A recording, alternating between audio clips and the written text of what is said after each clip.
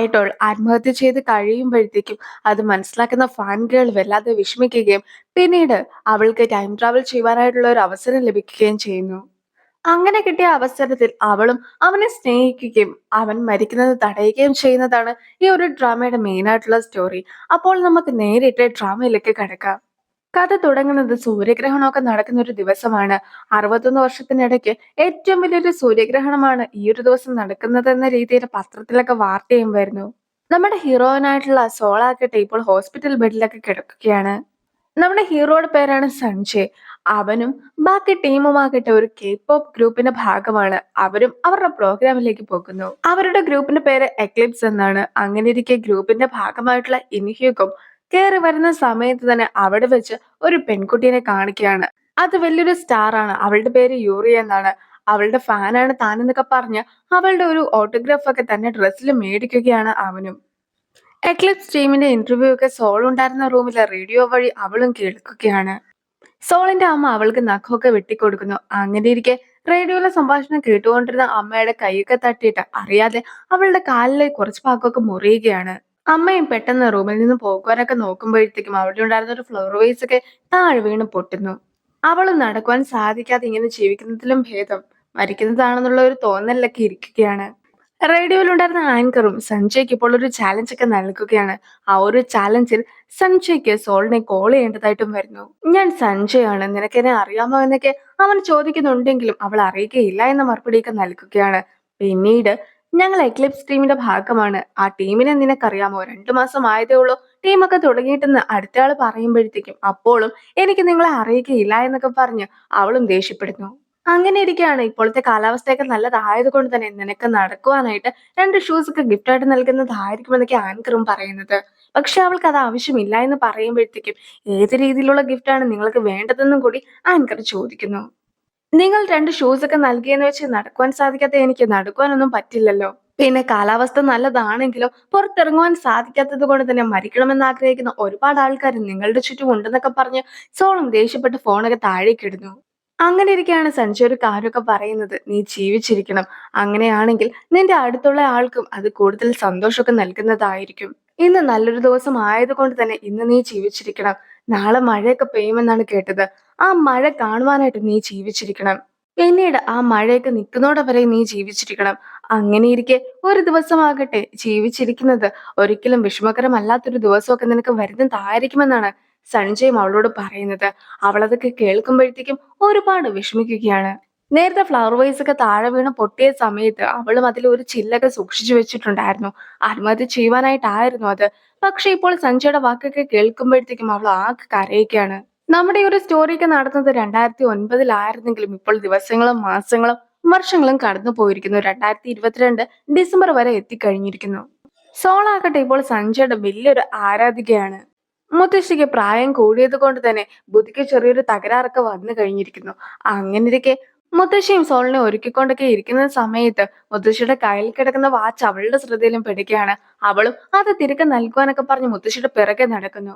അത് സഞ്ജയുടെ വാച്ചാണെന്നും അതിൽ പോറൽ പോലും ഏൽപ്പിക്കരുതെന്നുമൊക്കെ ആയിരുന്നു അവളും മുത്തശ്ശിയോട് പറഞ്ഞിട്ടൊക്കെ ഉണ്ടായിരുന്നത്. അങ്ങനെ ഇരിക്കെ അവളുടെ അമ്മയും ചേട്ടനും അവിടെ എത്തുന്നുണ്ടെങ്കിൽ പോലും അവളെ സഹായിക്കുന്നൊന്നും തന്നെയില്ല. ചേട്ടനും ഓവർ ടൈം വർക്കിന് ശേഷം ആകെ ക്ഷീണിച്ച് വന്ന് നിൽക്കുകയാണ്. ചേട്ടനാകട്ടെ മുത്തശ്ശി അതും കൊണ്ട് കളിച്ചു കഴിയുമ്പോഴത്തേക്കും നിനക്ക് തിരികെ നൽകുന്നതായിരിക്കുമെന്നൊക്കെ അറിയിക്കുന്നു. അങ്ങനെ ഇരിക്കെ മുത്തശ്ശിയും വാച്ചിയും തടിക്കുകയും ഇടിക്കുകയൊക്കെ ചെയ്യുന്നത് കാണുമ്പോഴത്തേക്കും അമ്മയും വളരെയധികം ബുദ്ധിപൂർവ്വം തന്നെ മുത്തശ്ശിയുടെ കയ്യിൽ നിന്നും ആ ഒരു വാച്ചൊക്കെ മേടിക്കുന്നു. പിന്നീട് അവൾക്ക് തന്നെ തിരികെ നൽകുകയും ചെയ്യുകയാണ്. സോളാകട്ടെ ഒരു ലേലത്തിന്റെ സമയത്ത് 3 മില്യൺ വോണൊക്കെ നൽകിയിട്ടായിരുന്നു ഈ ഒരു വാച്ച് സ്വന്തമാക്കിയിട്ടുണ്ടായിരുന്നതും. 5 വർഷത്തിനിടയിൽ ആദ്യമായിട്ടാണ് ഇപ്പോൾ എക്ലിപ്സിന്റെ ഒരു കോൺസെർട്ട് ഒക്കെ വെച്ചിട്ടുള്ളത്. അതിൽ പോകുവാനായിട്ട് അവളും ഒരുപാട് എക്സൈറ്റഡ് ആണ്. സഞ്ജയുടെ സിഒയും ഒരു ഡ്രാമയൊക്കെ അഭിനയിച്ച് കഴിയുമ്പോഴത്തേക്കും വെക്കേഷനൊക്കെ നൽകാമെന്ന് പറയുന്നുണ്ട്. പക്ഷെ അവനും ചെറിയൊരു അവധി ആയിരുന്നില്ല, മറിച്ച് റിട്ടയർമെന്റ് ആയിരുന്നു ആവശ്യമായിട്ടുണ്ടായിരുന്നത്. പക്ഷെ അതൊന്നും സിഒ സമ്മതിച്ചു കൊടുക്കുന്നേയില്ല. ഒരു യൂട്യൂബർ ആയിട്ടുള്ള മന്ത്രവാദിനെ ആക്കട്ടെ കുറച്ച് കാര്യങ്ങളൊക്കെ പറഞ്ഞുകൊണ്ട് ഒരു വീഡിയോ സോളിന് അയച്ചു കൊടുത്തിട്ടുണ്ടായിരുന്നു. സോളും വീഡിയോസ് ഒക്കെ എഡിറ്റ് ചെയ്ത് അവർക്ക് തിരികെ നൽകുന്നു. അങ്ങനെ ഇരിക്കെ കോൺസേർട്ടിന് വേണ്ടിയിട്ട് ആവശ്യമുള്ള സാധനങ്ങളൊക്കെ എടുത്തുകൊണ്ട് അവളും പോകുകയാണ്. അവളുടെ ബെസ്റ്റ് ഫ്രണ്ട് ആണ് ഹ്യുൻചു. ഹ്യുൻചു ആണ് അവളെ കൊണ്ടുപോകുന്നതും. ഹ്യുൻജോയുടെ സഹോദരനാകട്ടെ സഞ്ജയുടെ സ്കൂളിലൊക്കെ ആയിരുന്നു പഠിച്ചിട്ടുണ്ടായിരുന്നത്. അതുകൊണ്ട് തന്നെ അവന്റെ ഇയർ ബുക്ക് ഒക്കെ എടുത്തുകൊണ്ടാണ് ഇപ്പോൾ അവൾ എത്തിയിട്ടുമുള്ളത്. അവൾ പഠിച്ചിട്ടുണ്ടായിരുന്ന സ്കൂളിന്റെ അടുത്തുള്ള ബിൽഡിങ്ങിലൊക്കെ ആയിരുന്നു സഞ്ജയും ഉണ്ടായിരുന്നത്. പക്ഷെ സ്കൂളിൽ പഠിക്കുന്ന സമയത്ത് ഒരിക്കൽ പോലും സോളും അവനെ ശ്രദ്ധിച്ചിട്ടുണ്ടായിരുന്നില്ല. ഞാൻ എന്തുകൊണ്ടാണ് അവനെ ശ്രദ്ധിക്കാതെ പോയതെന്നൊക്കെ സോൾ ചോദിക്കുമ്പോഴത്തേക്കും, നീ മറ്റൊരാളുടെ ഫാൻ ഗേൾ അല്ലായിരുന്നോ എന്നൊക്കെ ഫ്രണ്ടും അവളുടെ അടുത്ത് ചോദിക്കുകയാണ്. സ്കൂളിൽ പഠിക്കുന്ന സമയത്ത് ഒരു ആക്സിഡന്റ് ഒക്കെ മൂലമായിരുന്നു സോളിനും കാലിന്റെ സ്വാധീനമൊക്കെ നഷ്ടപ്പെട്ടിട്ടുണ്ടായിരുന്നത്. അങ്ങനെ ഇരിക്കെ ആ ഒരു ആക്സിഡന്റിനൊക്കെ ശേഷം സൺഷയും മറ്റൊരു സ്കൂളിലെ കുറച്ച് കുട്ടികളുമായിട്ട് വഴക്കൊക്കെ ഉണ്ടാക്കുകയും അങ്ങനെ ഒടുവിലായിട്ട് സ്കൂളിൽ നിന്ന് പുറത്താക്കുമെന്നൊരു ഘട്ടമൊക്കെ വന്നപ്പോഴത്തേക്കും അവൻ തന്നെ ഡ്രോപ്പ് ഔട്ട് ആയി പോകുകയും ചെയ്തിട്ടുണ്ടായിരുന്നു എന്നാണ് ഇപ്പോൾ ഫ്രണ്ടും അറിയിക്കുന്നത്. ഇയർ ബുക്കിൽ നിന്നും സഞ്ജയുടെ ഫോട്ടോസ് ഒക്കെ വെട്ടിയെടുക്കുവാനായിട്ടുള്ള ഒരു അനുവാദമൊക്കെ സോളും മേടിക്കുകയാണ്. കോൺസെർട്ട് നടക്കുന്ന സ്ഥലത്ത് സോളത്തി കഴിയുമ്പോഴത്തേക്കും അവളെയും കാത്ത മറ്റൊരു ഫ്രണ്ട് കൂടി ഉണ്ടായിരുന്നു.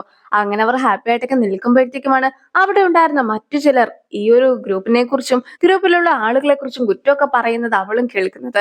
അത് അവൾക്ക് അത്രയ്ക്ക് ഇഷ്ടപ്പെടുന്നില്ലെങ്കിൽ പോലും അപ്പോഴേക്കും അവൾക്കൊരു കോളും വരുന്നു. അവളാകട്ടെ ഒരു ഇന്റേൺഷിപ്പിനൊക്കെ അപ്ലൈ ചെയ്തിട്ടുണ്ടായിരുന്നു. അവിടെ നിന്നുമാണ് കോളും വന്നത്. കോൺസെർട്ട് തുടങ്ങുന്നതിന് മുമ്പ് തന്നെ തിരിച്ചെത്താമെന്നൊരു വിശ്വാസത്തിൽ അവളും ആ ഒരു ഇന്റേൺഷിപ്പിന് അപ്ലൈ ചെയ്ത സ്ഥലത്തേക്ക് പോകുകയാണ്. സ്റ്റെപ്പൊക്കെ കയറിയിട്ട് വേണമായിരുന്നു എഡിറ്റിംഗ് റൂമിലേക്കൊക്കെ പോകുവാൻ. അവൾക്ക് നടക്കുവാൻ സാധിക്കാത്തത് കൊണ്ടും അവിടെ ലിഫ്റ്റ് ഇല്ലാത്തത് കൊണ്ടുമാണ് അവൾക്ക് ജോലി നൽകാത്തതെന്നൊക്കെ പറഞ്ഞ് അവളെയും അവർ പറഞ്ഞയക്കുന്നു. തിരിച്ച് ബസ്സിൽ വന്നുകൊണ്ടിരിക്കുമ്പോഴത്തേക്കും അവളും ഒരു ബ്ലോക്കിലൊക്കെ പെടുകയാണ്. പിന്നീട് അവൾ സ്ഥലത്തെത്തി കഴിയുമ്പോഴത്തേക്കും അവിടുത്തെ ഡോർസ് എല്ലാം തന്നെ അടച്ചിട്ടുമുണ്ടായിരുന്നു. അങ്ങനെ ഇരിക്കെ അവിടെ ഉണ്ടായിരുന്ന സെക്യൂരിറ്റിയുടെ അടുത്ത് സോളോ പറയുകയാണ്, ഇപ്പോൾ വളരെയധികം തിരക്കായതുകൊണ്ട് തന്നെ ഒരു ക്യാബ് പോലും ബുക്ക് ചെയ്യുവാൻ സാധിച്ചില്ല. ഞാൻ വളരെയധികം കഷ്ടപ്പെട്ട് ഓരോരോ ബസ്സൊക്കെ മാറി കയറിയാണ് ഇവിടം വരെ എത്തിയിട്ടുണ്ടായിരുന്നതെന്നൊക്കെ പറയുകയാണ്. എന്നാലും ഡോർ തുറക്കുവാൻ സാധിക്കുകയില്ല എന്നൊക്കെ സെക്യൂരിറ്റി പറയുമ്പോഴത്തേക്കും അവളും വളരെയധികം തണുപ്പായതുകൊണ്ട് തന്നെ ഇവിടെ നിൽക്കുവാൻ സാധിക്കുന്നില്ല എന്ന് കൂടി പറയുന്നു. അതും കൂടി കേൾക്കുമ്പോഴത്തേക്കും കുറച്ചൊക്കെ ദയ ഉണ്ടായിരുന്ന സെക്യൂരിറ്റിയും അതിൽ തുറന്നു കൊടുക്കാമെന്ന് സമ്മതിക്കുകയാണ്.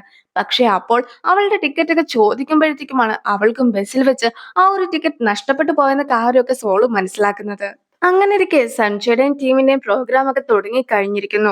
സോളിനകത്തേക്ക് കയറുവാനായിട്ട് സാധിച്ചില്ലെങ്കിൽ പോലും അവളും വെളിയിൽ ഇരുന്നു കൊണ്ട് വളരെയധികം ഹാപ്പി ആയിട്ട് അതൊക്കെ എൻജോയ് ചെയ്യുകയാണ്.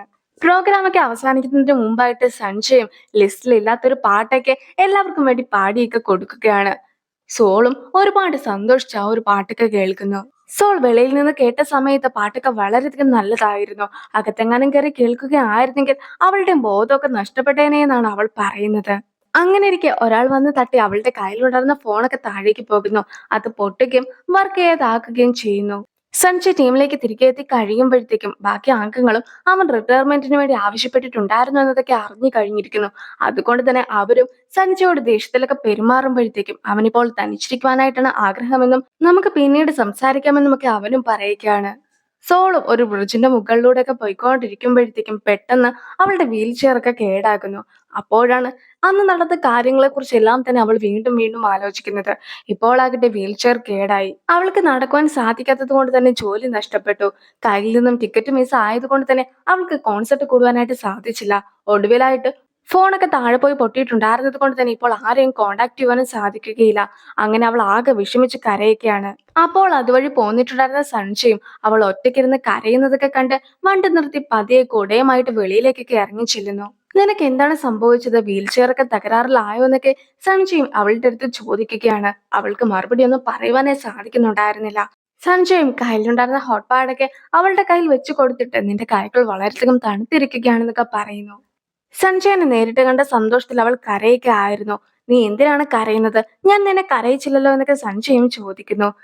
ഞാൻ നിങ്ങളുടെ വലിയൊരു ഫാനാണെന്നൊക്കെ അവൾ പറയുമ്പോഴത്തേക്കും അവളുടെ തലയിലുണ്ടായിരുന്ന ഹെയർ ബാൻഡ് സഞ്ജയും ശ്രദ്ധിക്കുകയാണ്. അതിലാകട്ടെ അവനെയും എടുത്തുകൊണ്ട് ഓടണമെന്നൊക്കെ ആയിരുന്നു എഴുതിയിട്ടുണ്ടായിരുന്നത്. അത് തന്നെ ആയിരുന്നു അവളുടെ യൂസർ നെയിമും. നിങ്ങളുടെ ആദ്യത്തെ ഡെബ്യൂട്ട് മുതൽ തന്നെ ഞാൻ നിങ്ങളുടെ വലിയൊരു ഫാനാണ്. ഒരിക്കൽ പോലും നിങ്ങൾ ഉപേക്ഷിച്ചിട്ടേ ഇല്ല എന്നൊക്കെ അവളും അറിയിക്കുന്നു. നിലവിൽ വീൽ ചെയർ ഒന്നും വർക്ക് ആകാത്തത് കൊണ്ട് തന്നെ അവൾക്ക് മുന്നോട്ട് പോകുവാൻ കഴിയുകയില്ലല്ലോ. അവളെ വീട്ടിൽ കൊണ്ടുപോയി വിടാമെന്നൊക്കെ സഞ്ജയ് പറയുമ്പോൾ അവളും ഒരുപാട് ഹാപ്പി ആയിട്ടൊക്കെ നിൽക്കുന്നുണ്ട്. പക്ഷെ ആ ഒരു സമയത്ത് അവിടെ അവളെ തിരികെ കൂട്ടിക്കൊണ്ട് പോകുവാനായിട്ട് ഹ്യുൻജുവും എത്തിയിട്ടുണ്ടായിരുന്നു. സഞ്ജയ് കയ്യിലുണ്ടായിരുന്ന കുടയൊക്കെ അവൾക്ക് നൽകുമ്പോഴത്തേക്കും അവളും കയ്യിലുണ്ടായിരുന്ന ഒരു ബോട്ടിലൊക്കെ സഞ്ജയ്ക്കും നൽകിയിട്ടുണ്ടായിരുന്നു. പക്ഷെ അതിൽ എന്താണെന്ന് എനിക്ക് മനസ്സിലായില്ല കേട്ടോ. ഇപ്പോൾ അമ്മയോട് സംസാരിക്കുന്ന സോളും സഞ്ജയനെ നേരിട്ട് കണ്ടതിന് ശേഷവും അവൻ കാരണമാണ് താൻ ഇപ്പോഴും ജീവിച്ചിരിപ്പുള്ളതെന്ന സത്യമൊന്നും അവനോട് പറഞ്ഞ് അവനോടൊരു നന്ദി വാക്ക് പോലും പറയുവാൻ കഴിഞ്ഞില്ലല്ലോ എന്ന വിഷമമാണ് അവൾക്കുള്ളത്. അങ്ങനെ ഇരിക്കെ സഞ്ജയ് നൽകിയ കുടയും ഹോട്ട്പാഡും എല്ലാം തന്നെ അവൾ സൂക്ഷിച്ചു വെക്കുന്നു. അങ്ങനെ ഇരിക്കാണ് നേരത്തെ സഞ്ജയുടെ വാച്ചൊക്കെ പെട്ടെന്നൊന്ന് മിന്നുന്നതായിട്ടൊക്കെ അവളും ശ്രദ്ധിക്കുന്നത്. പിന്നീടാകട്ടെ ഫാൻസ് കോൺസെർട്ടിന്റെ സമയത്ത് എടുത്ത ഫോട്ടോസ് എല്ലാം തന്നെ ഗ്രൂപ്പിൽ ഇട്ടിരിക്കുകയാണ്. അവളും അതൊക്കെ സൂം ചെയ്ത് നോക്കുന്നു. സഞ്ജയനെ സിയോ ഒരുപാട് തവണയൊക്കെ കോൾ ചെയ്യുന്നുണ്ട്. അവനും ഫോണൊന്നും എടുക്കാതെ മരുന്നൊക്കെ കഴിച്ചതിന് ശേഷം ഹോട്ടൽ മുറിയുടെ ബാൽക്കണിയിലൊക്കെ നിൽക്കുകയായിരുന്നു. പെട്ടെന്ന് തന്നെ അവനും പൂളിലേക്കൊക്കെ വീഴുന്നു. ഫോണിലേക്ക് കുറെ അധികം മെസ്സേജസ് ഒക്കെ വരുമ്പോഴത്തേക്കും സോള് ഫോൺ എടുത്ത് നോക്കുകയാണ്. അതിലാകട്ടെ അവൻ മരിച്ചു എന്ന രീതിയിലുള്ള വാർത്തകൾ വരികയും കുറെ വീഡിയോസ് ഒക്കെ വരികയും ചെയ്ത് കഴിയുമ്പോഴത്തേക്കും അവൾക്കും അത് വിശ്വസിക്കുവാൻ സാധിക്കുന്നുണ്ടായിരുന്നില്ല.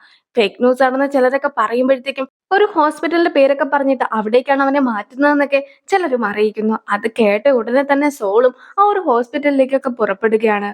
ഒരു ബ്രിഡ്ജിന്റെ ഒക്കെ അടുത്തെത്തുമ്പോഴത്തേക്കും അവൾക്കും വാച്ചകം നഷ്ടപ്പെടുന്നു. അങ്ങനെ ഇരിക്കെ അവളും ആ ഒരു വാച്ചൊക്കെ എടുക്കുവാനായിട്ട് കുറെ അധികം നടവഴിക്ക് ഇറങ്ങി വെള്ളത്തിലിറങ്ങി ആ ഒരു വാച്ചൊക്കെ എടുക്കുകയാണ്. ഈ ഒരു സമയം കൊണ്ട് തന്നെ സഞ്ജയ് മരിച്ചിട്ടുണ്ടായിരുന്നു. അങ്ങനെ അവൾ അവിടെ നിൽക്കുമ്പോഴത്തേക്കുമാണ് വാർത്തകളിലും സഞ്ജയ് മരിച്ചു എന്നൊക്കെ കാണിക്കുന്നത്. അവന് ഡിപ്രഷൻ ആയതുകൊണ്ട് തന്നെ അവൻ ആത്മഹത്യ ചെയ്തു എന്നതായിരുന്നു പല വാർത്തകളും. നീ അങ്ങനെയൊന്നും മരിക്കുവാനായിട്ട് പാടില്ല എന്ന് പറഞ്ഞ് അവളും കയ്യിലുണ്ടായിരുന്ന വാച്ചൊക്കെ മുറുകെ പിടിച്ച് കഴിയുമ്പോഴത്തേക്കും പെട്ടെന്ന് ചുറ്റുമുള്ളതെല്ലാം തന്നെ ഫ്രീസായി മാറുന്നു. അവൾ പിന്നീട് കണ്ണ് തുറക്കുമ്പോഴത്തേക്കും ഉണ്ടായിരുന്നത് ക്ലാസ് മുറിയിലാണ്. അവൾ ക്ലാസ്സിൽ ഉറങ്ങുകയാണെന്ന് പറഞ്ഞ് സാറും അവളെ വഴക്കൊക്കെ പറയുന്നു. അവളോട് എണീറ്റ് നിൽക്കുവാനായിട്ട് പറയുമ്പോഴത്തേക്കും അവൾക്ക് എണീക്കുവാനായിട്ട് സാധിക്കുന്നു. അവളുടെ കാലുകളെല്ലാം തന്നെ ഇപ്പോൾ ഓക്കെയാണ്. അങ്ങനെ ഇരിക്കെ ഇതെല്ലാം തന്നെ സ്വപ്നമായിരിക്കുമെന്ന് വിചാരിക്കുന്ന അവളും സഞ്ജയനെ കാണുവാനായിട്ട് തൊട്ടടുത്ത സ്കൂളിലേക്കൊക്കെ ഓടുകയാണ്. അവിടെ എത്തി അവൻ എവിടെയാണെന്നൊക്കെ അവളും അന്വേഷിക്കുന്നു. ഒരു സ്വിമ്മിങ്ങിന്റെ മത്സരമൊക്കെ നടക്കുകയാണ്. അവിടെ ആയിരുന്നു അവനും ഉണ്ടായിരുന്നത്. ഇന്ന് നല്ലൊരു ദിവസം ആയതുകൊണ്ട് തന്നെ നിങ്ങളും നിങ്ങളുടെ പ്രണയത്തെ തേടി അവന്റെ അടുത്തേക്ക് ചെല്ലുവാനായിട്ടൊക്കെ റേഡിയോയിൽ കേട്ടിട്ടുണ്ടായിരുന്നത് പടി അവളും ഇപ്പോൾ അവനെ തേടി പോയിക്കൊണ്ടിരിക്കുകയാണ്. അവളും ഒരു ഡോർ വഴിക്ക് അകത്തേക്ക് കയറി കഴിയുമ്പോഴത്തേക്കും അവിടെ അവനും മത്സരമൊക്കെ കംപ്ലീറ്റ് ചെയ്ത കാഴ്ചയായിരുന്നു കാണുന്നത്. അങ്ങനെ ഇരിക്കെ സൺഷൈൻ എന്ന് വിളിച്ചുകൊണ്ട് അവൾ ഓടി വരുമ്പോഴത്തേക്കും അവരുടെ കൂട്ടത്തിൽ ഒരു അത്ലറ്റിക്കും ഉണ്ടായിരുന്നു. അയാളുടെ അടുത്തേക്ക് ആയിരിക്കും അവൾ ഓടി വരിക എന്നൊക്കെ വിചാരിച്ചുകൊണ്ട് കുറെ സെക്യൂരിറ്റീസ് ചേർന്നിട്ട് അവളെ അവന്റെ അടുത്തേക്ക് വരുന്നതിൽ നിന്നും തടയുന്നു. പക്ഷെ അവൾ നേരെ സഞ്ജയുടെ അടുത്തേക്ക് ഓടിച്ചെന്ന് അവനെ ഹഗ് ചെയ്യുന്നു. തനിച്ച് ഇതൊക്കെ സഹിക്കുവാനായിട്ട് ഒരുപാട് നീ പാടുപെട്ടില്ലേ? നീ ഇത്രത്തോളം ബുദ്ധിമുട്ടുന്നുണ്ടെന്നുള്ള കാര്യം ആരോടും തുറന്നു പറയുവാനും നിനക്ക് കഴിഞ്ഞില്ല. നിന്റെ മനസ്സ് അത്രത്തോളം വേദനിക്കുന്നുണ്ടെന്ന് ഞാൻ പോലും അറിഞ്ഞില്ല. നീ എന്നോട് ക്ഷമിക്കണം. ഞാൻ നിന്നെ ഒരുപാട് സ്നേഹിക്കുന്നു എന്നൊക്കെ അവളും പറയുന്നു. ഈ ഒരു സമയത്ത് സെക്യൂരിറ്റീസ് അവളെ പുറത്തേക്കൊക്കെ ആക്കുന്നു. അവളാകട്ടെ സ്വപ്നത്തിലെങ്കിലും എനിക്ക് എന്റെ പ്രണയം തുറന്നു പറയുവാനായിട്ട് ഒരു അവസരം നൽകൂ എന്നൊക്കെ ആയിരുന്നു വിളിച്ചു പറയുന്നതും. അങ്ങനെ ഇരിക്കെ ഇത് വളരെ സീക്രട്ട് ആയിട്ട് നടത്തിയ ഒരു ഗെയിമാണ്. നീ ഇതിന്റെ കാര്യം ആരോടും പറയുവാനായിട്ട് പാടില്ല എന്നൊക്കെയാണ് സെക്യൂരിറ്റീസും പറയുന്നത്. അവരവളെ തള്ളി മാറ്റുമ്പോഴത്തേക്കും അവളും വീഴുന്നു. അവൾക്ക് വേദനയും എടുക്കുന്നു. പക്ഷെ സ്വപ്നമാണെങ്കിൽ എങ്ങനെയാണ് തനിക്ക് വേദന എടുക്കുക എന്ന സംശയത്തിൽ അവളും ഇരിക്കുകയാണ്. അവളും സഞ്ജയുടെ വാച്ച് നോക്കി ഇരുന്നപ്പോഴത്തേക്കും ആയിരുന്നല്ലോ പെട്ടെന്ന് ക്ലാസ്സിലേക്കൊക്കെ എത്തിയിട്ടുമുണ്ടായിരുന്നത്. ഇപ്പോൾ പോക്കറ്റിൽ നോക്കുമ്പോഴത്തേക്കും പോക്കറ്റിൽ ആ ഒരു വാച്ചുമുണ്ട്. അവൾ നേരത്തെ ഒരു വീഡിയോ ഒക്കെ എഡിറ്റ് ചെയ്തിട്ടുണ്ടായിരുന്നല്ലോ. ആ വീഡിയോയിലാകട്ടെ ഒരാൾ മരിച്ചിട്ടുണ്ടെങ്കിൽ പോലും അയാളുടെ ആത്മാവ് അവശേഷിക്കുന്നതായിരിക്കും. അത് ഭൂമിയിലൂടെ അലഞ്ഞു തിരിഞ്ഞ് നടക്കുന്നൊക്കെ ആയിരുന്നു ആ ഒരു സന്യാസിനിയും പറഞ്ഞിട്ടൊക്കെ ഉണ്ടായിരുന്നത്. അതുകൊണ്ട് തന്നെ ഇപ്പോൾ അവളും ഞാൻ മരിച്ചു പോയോ എന്നൊക്കെ ഉള്ള സംശയത്തിൽ ഇരിക്കുകയാണ്. അവൾ വിഷമിച്ചിരിക്കുമ്പോഴത്തേക്കും അതുവഴി വന്ന സഞ്ജയും അവളോട് എന്ത് ചെയ്യുകയാണെന്നൊക്കെ ചോദിക്കുന്നു. അവളും സഞ്ജയനെ കാണുമ്പോൾ ഒരു പ്രേതത്തെ കണ്ട രീതിയിലൊക്കെയാണ് പെരുമാറുന്നത്. സഞ്ജയനെ നേരിട്ട് കണ്ട സ്ഥിതിക്ക് താനും മരിച്ചു എന്നൊക്കെ പറഞ്ഞ് അവൾ ആകെ കരയുകയാണ്. അവനും എനിക്ക് ഇതേ വാച്ചൊക്കെ ഉണ്ടെന്ന് പറഞ്ഞ് അവൾക്ക് ആ ഒരു വാച്ചൊക്കെ തിരികെ നൽകുവാനായിട്ട് നോക്കുമ്പോഴത്തേക്കും അവളാകട്ടെ അത് നിന്റെ വാച്ച് തന്നെയാണെന്ന് പറഞ്ഞ് അവനും ആ വാച്ച് നൽകുന്നു. നടന്നതെല്ലാം തന്നെ നല്ലതിനാണ്. ഞാൻ നിന്നെ ഇനി ഒരിക്കലും തനിച്ചാക്കുകയില്ല എന്നൊക്കെയാണ് അവൾ പറയുന്നത്. അവൾക്ക് അമ്മേനെയും മുത്തശ്ശിനെയും ഓർത്ത് വിഷമം ഉണ്ടെങ്കിൽ പോലും ആ ഒരു ബ്രിഡ്ജൊക്കെ കടക്കുകയാണെങ്കിൽ ഒരുപക്ഷെ അവനും മരണത്തിന് ശേഷമുള്ള മറ്റൊരു സ്ഥലത്തേക്കൊക്കെ പോകുന്നതായിരിക്കുമെന്നാണ് അവൾ വിചാരിക്കുന്നത്. അതുകൊണ്ട് തന്നെ അവളും അവനെ തടയുന്നു. നമുക്ക് രണ്ടുപേർക്കും ഇവിടെ ഒന്നിച്ച് ജീവിക്കാമെന്നൊക്കെ അവൾ പറയുമ്പോഴത്തേക്കും അവൻ തെറ്റിദ്ധരിക്കുകയും പെട്ടെന്നൊരു ടാക്സി ഒക്കെ വിളിച്ച് പോകുകയും ചെയ്യുകയാണ്. അണ്ടർവേൾഡിൽ എവിടെ നിന്നുമാണ് ടാക്സിക്ക് ഉള്ളതെന്ന് അവളും സംശയിക്കുന്നു. അങ്ങനെ ഇരിക്കാണ് അവളുടെ അമ്മയും അവളെ കോൾ ചെയ്യുന്നത്.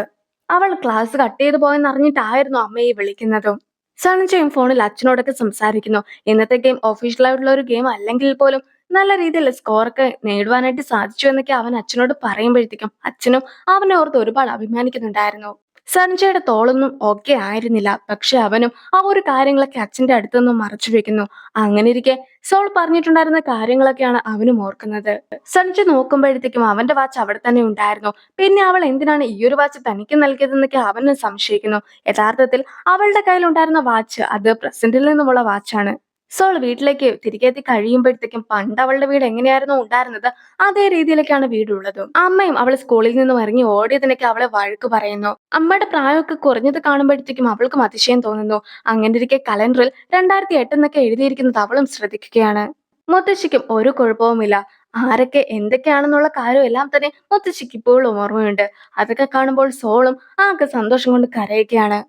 സോളും അപ്പോഴത്തെ മാസമൊക്കെ നോക്കുമ്പോഴത്തേക്കുമാണ് തനിക്ക് ആക്സിഡന്റ് നടന്നതിനേക്കാളും മുമ്പാണ് ഇപ്പോൾ ഉള്ളതെന്ന കാര്യമൊക്കെ മനസ്സിലാക്കുന്നത്. സോളിന് ആക്സിഡന്റ് ഒക്കെ സംഭവിച്ചതിന് ശേഷമായിരുന്നു അവൾക്കും കാലുകളുടെ സ്വാധീനമൊക്കെ നഷ്ടപ്പെട്ടത്. പക്ഷെ ഇപ്പോൾ ആകട്ടെ അവളുടെ കാലുകളൊക്കെ ഓക്കെ ആയതുകൊണ്ട് തന്നെ അതിന്റെ സന്തോഷത്തിലാണ് അവൾ ഉള്ളത്. അന്ന് അമ്മയുടെയും മുത്തശ്ശിയുടെയും കൂടെ കിടന്നുറങ്ങുന്ന സോളാകട്ടെ രാവിലെ എണീക്കുമ്പോഴത്തേക്കും ഇതെല്ലാം തന്നെ ഇല്ലാതാകുമോ എന്ന സംശയമായിരുന്നു അവൾക്കും ഉണ്ടായിരുന്നത്. അങ്ങനെ പിറ്റേന്ന് കണ്ണു തുറക്കുമ്പോഴത്തേക്കും അവൾക്കും കാലുകൾ അനക്കുവാനായിട്ട് സാധിക്കുന്നുണ്ടായിരുന്നില്ല. പക്ഷെ അപ്പോഴാണ് അവളുടെ ചേട്ടൻ അവളുടെ കാലിന്റെ മുകളിലാണ് കാല് വെച്ച് കിടക്കുന്നതെന്ന കാര്യമൊക്കെ അവൾക്ക് മനസ്സിലാകുന്നത്.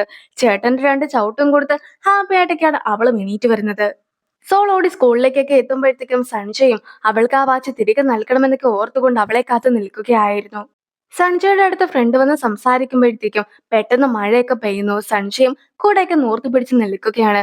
പക്ഷെ അവളാകട്ടെ നേരത്തെ സഞ്ജയ് മരിച്ചതിനെ കുറിച്ചൊക്കെ ഓർത്ത് ആകെ വിഷമിച്ച് ആ ഒരു മഴയത്ത് നനഞ്ഞു നിൽക്കുന്നു. ഇപ്പോൾ സഞ്ജയും അവളുടെ അടുത്തേക്ക് ചെന്ന് ആ ഒരു കൂടെയൊക്കെ അവളുടെ നേർക്ക് നീട്ടി നീ എന്തിനാണ് കരയുന്നതെന്നൊക്കെ അവൻ ചോദിക്കുന്നു. ആ ഒരു സീനോട് കൂടിയാണ് ലവ്ലി റണ്ണറിന്റെ ഫസ്റ്റ് എപ്പിസോഡ് അവസാനിക്കുന്നത്. അപ്പോൾ അടുത്തൊരു വീഡിയോ ആയിട്ട് ഇത്രയും വേഗം കാണാം. ബൈ.